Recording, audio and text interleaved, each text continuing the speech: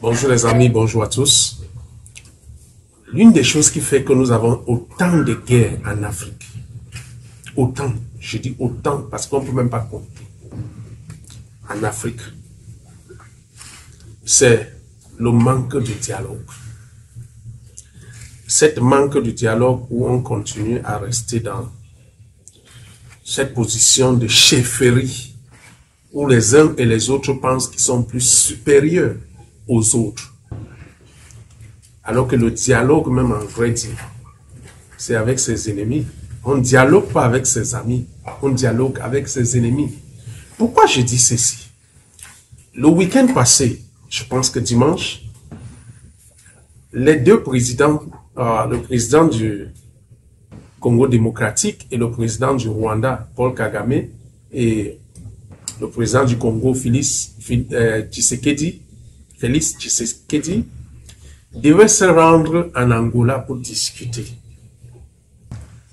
Parce que vous savez, la guerre qui se passe au Congo, avec les rebelles du M23 soutenus par le Rwanda, dure depuis un très bon bout du temps. Et l'Angola, depuis un certain temps, mène des actions pour amener les deux parties à discuter. Le Congo est parti, le président du Congo est parti, Félix Tshisekedi est parti, mais le président Paul Kagame n'est pas parti.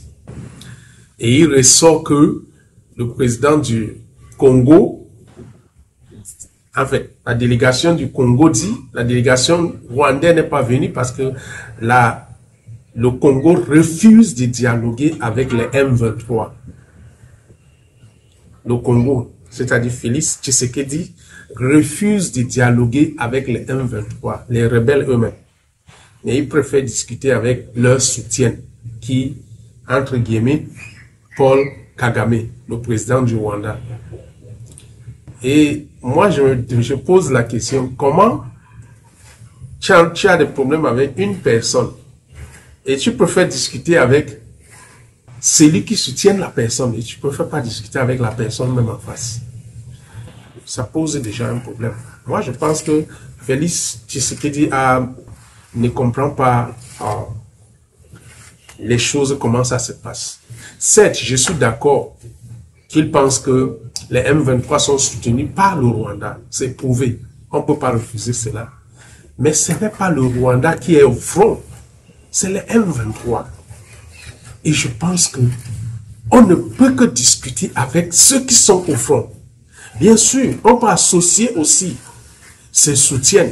On a vu par exemple ce qui s'est passé au Liban entre l'Israël et le Liban avec le Hezbollah. On a vu qu'il y a eu des discussions en face. Et moi, je pense que si on veut vraiment résoudre les problèmes en Afrique, on cesse cette action de penser que les autres ne sont pas importants, c'est les autres qui sont importants. Comment tu peux aller discuter avec Paul Kagame et ne pas discuter avec les M23? C'est les M23 qui sont au front. Je ne comprends pas. Et c'est pour ça que vous voyez, il y a autant de problèmes en Afrique. Regardez même ce qui se passe au Mali. Regardez même ce qui se passe au Cameroun. Regardez même ce qui se passe au Nigeria. Regardez même ce qui se passe au Tchad. Regardez même ce qui se passe au Soudan. On n'est pas prêt à parler. On continue à vivre dans une situation patriarcale où on pense que parce que je suis chef, c'est moi et c'est moi. Et tout ça parce qu'on ne pense pas au peuple.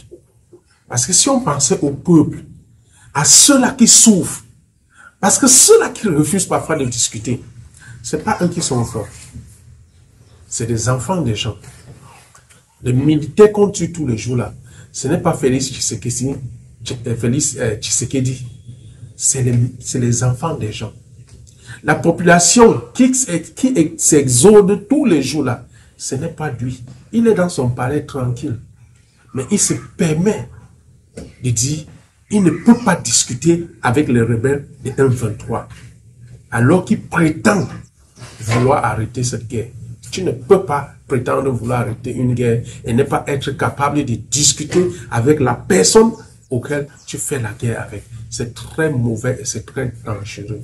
Ce monsieur de Félix Tshisekedi, on croyait qu'il est venu avec une nouvelle approche, mais au finish, il nous démontre qu'il est comme les autres. Et c'est très, très honteux pour l'Afrique. Désolé pour l'Afrique, parce que ça fait honte.